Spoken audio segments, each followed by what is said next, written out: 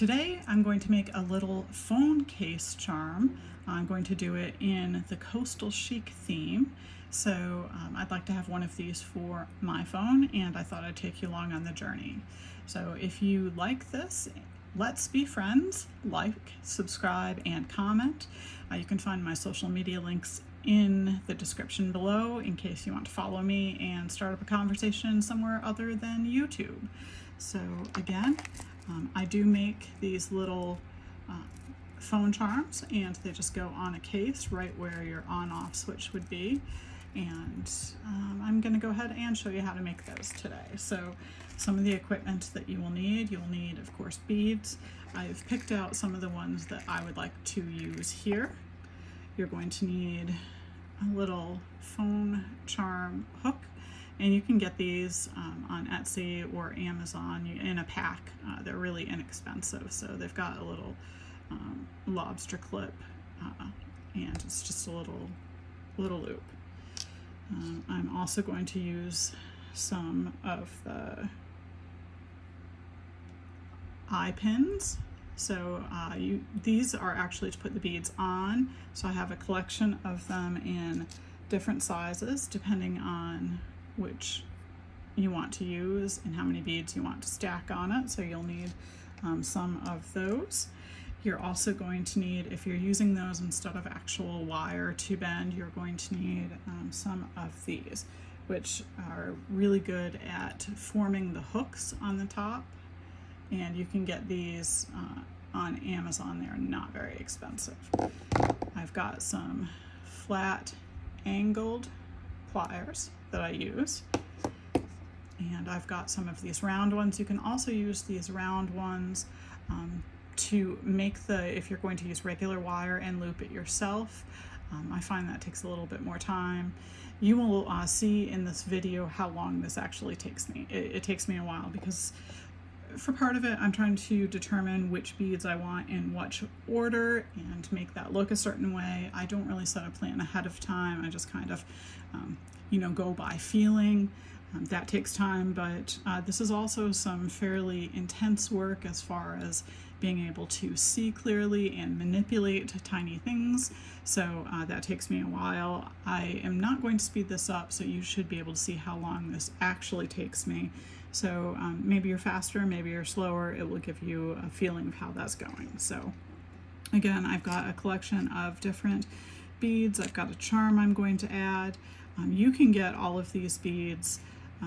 I get a lot of mine on Etsy from other small businesses. I think it's great to support small business owners, but you could also get them on Amazon. Or if you're a Temu sort of person and don't mind a bit of a wait, you can get those there. These are some clay finish beads. They're a certain kind, and I don't remember the name of it, but you'll see a lot of bracelets, elastic bracelets made with those. So I've just got a collection of beads, and what I'm planning on doing is having two of the little, like this has two different parts. You are also going to need some of the jump rings. So you can get a set of jump rings in all different sizes, and you can get them in a kit like this. You can get gold or silver, and again on Amazon for that. So I'm going to go ahead and get started, and like I said, I kind of just play this by ear and pay attention to what I like. Now, because I know on the last one of these I'm going to use this fish bead, and I don't want to have a hook on the end. So like if you were to put this bead on here, you see it's got a hook, and you would want to put a charm or something on there. But I'm not going to with this one. I'm going to let this one be the final piece.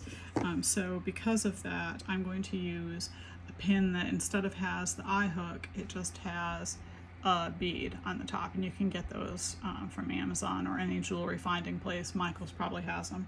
So I'm going to start by putting the fish on there, and you can put them either way. I think I'm going to put them facing down. And then you start to evaluate, okay, what color, what would you like to go next on here? And you might just try a couple different things to see what you like. I kind of like that. That works. And you measure how long on the tip that you've got, because you need a certain amount of space to be able to use the benders, to be able to use these to make that into a hook. So if you were to pile all of these on like this, you would see that there is not enough room on there to be able to bend that. So you have to have an idea of how much you want on there. It also makes a difference as far as the bendability of it. So you can see on here that this piece right here, this is one. This is all on a pin, so that's not going to bend. Where it's going to bend is in between these. So this is a pin here. It's got all of those beads. Then we've got a jump ring. Then on this next one, we've got these three. There's no bending on there because they're there, but there is a bend at the next jump ring. So you have to determine how stiff you want it. With bracelets, sometimes you will go ahead and put fewer beads in between. So you can see like this, that's a pretty good straight pin, but then further down you might have a smaller group, so just a little bit, because it gives a little bit more flexibility. So bracelets need to be a little bit flexible. You wouldn't just want four blocky things on it, but with these types of phone charms it can be a little bit more stiff. So it's kind of up to you on how much you want to load the beads, what you want that to look like. And so I like that. So, and that's got a pretty good amount of the pin head left to be able to work on that. So if you haven't seen one of these before, you're going to slide it. There's a metal piece right here that you're actually going to, that's what's going to be used to make it. So you slide this in, get it right down close like that, and then you can see where it makes the hook. And you'll see there's a tiny little piece of the pin head left. Don't let that get on your carpet. And then you want to take a look at this to make sure that it is formed all the way shut and it's straight, because you don't want any of the things to be able to come loose. So if there is a little bit of a gap, like there is on this one, you can take your angled pliers and just crimp it a little bit. So I'm just crimping it a little bit to bring that back so it will not come off. If it's not even, I'll crimp it right there. So that first part is done. Now I'll go for the next one, and again, you're just kind of making it up as you go. These starship beads are kind of starfish kind of beads, not starship. They're kind of fun. And let's see. We'll go like that. And we still have quite a bit of space on there. How does this look if I add that? It looks okay. So I will go ahead and again, I'm going to get this, feed that right in there. You can see how it's fed in. Crimp it. And take a look. And it's pretty well closed, but just to be safe, I'm going to pinch on the top and pinch it down. I'm going to stay in camera. Pinch on the top and pinch it down. So now I have two pieces, and I can either do them like that or I could do them separate. So I think I'm going to do a smaller one where now maybe it's hard to see entirely in this, but these are two different colors. I've got a really light blue and a white. So maybe I'll put the light blue on first and then put a bead.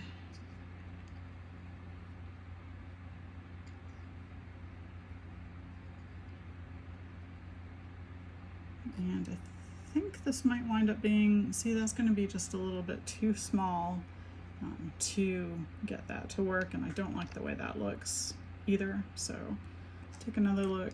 Maybe I'll go for a longer pin. You just kind of play around with it. I don't want a super long charm because I have a feeling it's going to snag on my phone. So I think I will probably go for a little bit shorter of a charm on this one.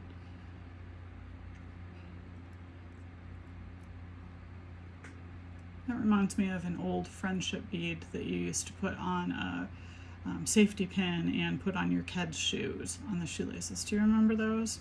That would be the 80s or the 90s when that was done. So I think that I like that. I don't think I'm going to use these little flat ones. So I'm going to come back again and slide that under, and just like that, tighten it, and then bring it in just a little bit. Okay, so I can move those out of the way. Now we can see that I have 3 of these, and I've got a charm that I'm going to use. So I know that this one is going to be the bottom because I've just got a pin on it. And then I would have my choice if I'm going to do that one next, or if I'm going to do that one next and let this one be the extra one. What do you guys think? What would you do? Or you could switch them upside down. Yeah, I kind of like that. Now I do have an extra hook on here because I didn't use a ball head on it, so I think I will probably look to get another charm that I'm going to put on there. And so I have a whole collection of charms, so I think maybe I will put a little seashell charm on the end of there. And how you're going to attach these and put all of these together is through these jump rings. And again, they come in different sizes, and depending on what you're doing, you can edit the sizes, and there's kind of 2 ways to work on these depending on how well they're stuck together. So when you get a set of jump rings, they normally come with one of these, and it's a ring. At first I was like, oh my god, what is that? I don't even know what that is. But what you do, you can see, is that it's got different size spaces in it to be able to break those jump rings. So I don't know if you can actually see very well on camera, but on the jump ring, there's a tiny slit in it, and you can just about see that at the top. So what you're gonna do is you're going to, I'm going to put this backwards. You're going to hold on to the jump ring, and you're going to try to get it so that tiny little seam is at the top, and you're going to put it in the ring so you can see it. The ring doesn't hold it, it just kind of keeps it steady. You might need your thumb to push it down, and then you're just going to twist it. So you can see that jump ring is just opening up. So now the jump ring is split open. So you will use that, and this is where you need to take off your glasses or put back on your glasses depending on how you're doing this. So you've got your jump ring. I'm going to put the bead that goes on the bottom. I'm just going to hook this on, and then I'm going to put the next bead, and so you want it to look like this, so you're going to put that down, and then I am using a little charm in between. So if you wanted to do that, you would put the little charm in between. So you can see that there. We've got on the split jump ring, we've got the 2 bead posts, and we've got a little charm. Now this is a good point to be able to, if you had like 4 extra hands, that would be helpful, but I don't. So I'm going to try to hold on to this there, and I'm going to take this and I'm going to try to connect those back. And so you're essentially just pinching them back.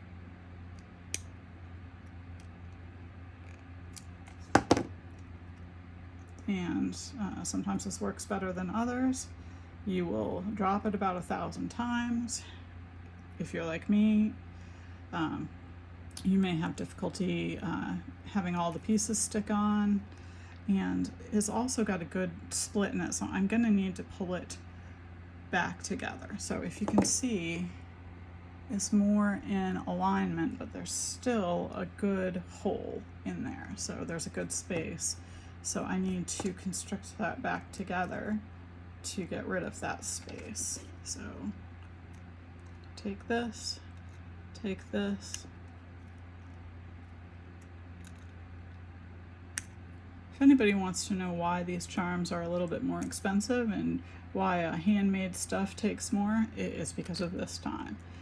I take the time to pick the beads out based on how I feel, try them new, but also to be able to work on that. So you can see that now we've got those two together and the little charm sits on the side. So we are going to do the same thing for this one. We are going to attach the charm down here. Now, most people use this ring to pull those apart.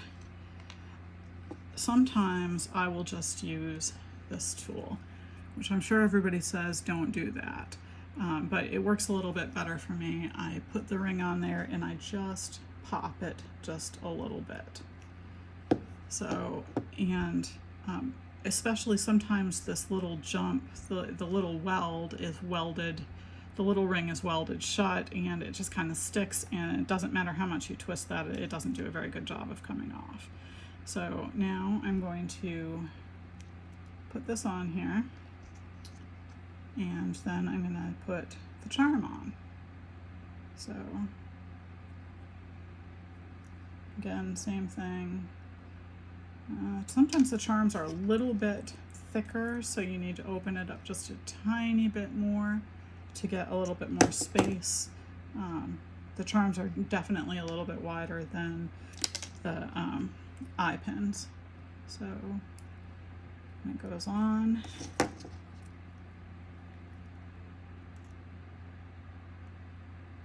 Hang on to it and just pinch it closed. Oh, I'm off camera again. So just pinch it closed a couple times, nice and closed. So now I have these two pieces. And next I want to attach them to this, and again I'm going to use a jump ring for this, but I'm going to use a bigger one because I have kind of a hard time seeing all of this together, and I think a bigger one just makes it a little bit easier. You could also use what's called a split jump ring, and those are a little bit stronger. They're more like a keychain, you know how it's got the double and it goes around. I don't even have one right off. But I find that those are a little bit harder to deal with. If you do use those, you wind up getting this little tool, which you can use to pry those split rings apart. It's just a little bit more of an effort. So these are the size that I've been using to attach these. I'm probably going to go up one or two. I'll probably just go up one. And I would have the option of putting them both on the same one or putting them on separate. I'm probably going to put them on separate. So again, come in, and the bigger the rings go, the more they're likely to bend out of shape or break, so you've got to be a little bit more careful with them. The smaller ones are more likely to be stuck and harder to get apart. If you pull it too hard or you pull it unevenly, then often it will warp the jump ring and either make it harder to get it back together and line it up in a circle, or it'll make it impossible to get it up and line it back in a circle. So you can see on here, I've hooked the jump ring to the bead. I've got this, and I'm going to just put those two together. Now, like I said, I could either take this other one and put it on at the same time, or I could put it separately. I think I'm going to do mine separately. Give it a little bit of additional movement. So then just pinch it back together. Come over here. Get this one. And just open it gently.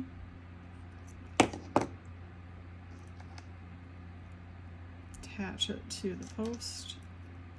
And I'm going to attach it here. And I'm just going to put it back together. So this is now my coastal phone charm, and it's all set. You can see the different charms, and it's not quite as big as some of the other ones that I do. We'll see how it holds up because I'm really rough on my phone and drop it regularly and yank it out of my purse. But I really just wanted to have a little bit of coastal beauty on my own. So I hope this was helpful. I hope you enjoyed watching this. If you want to make these, they are very easy to make. They're a little bit time consuming. You have to have the different supplies, but it's definitely something that you could do, especially if you feel like you need some stress reduction. I find that working on these is a great stress reducer. But if you want one and you don't feel like going to all of the effort, you can definitely find these on my shop on Etsy or on other shops on Etsy. So the link will be in the description for my shop as well.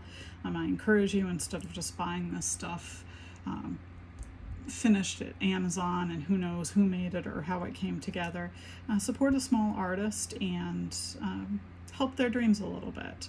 And I encourage you to make your own purse charm, or to purchase a phone charm, or to purchase one. They're really cute for summer. Charms are very big. The coastal theme is very big. Again, thank you very much. Like, subscribe, and follow, and I will see you for another tutorial soon.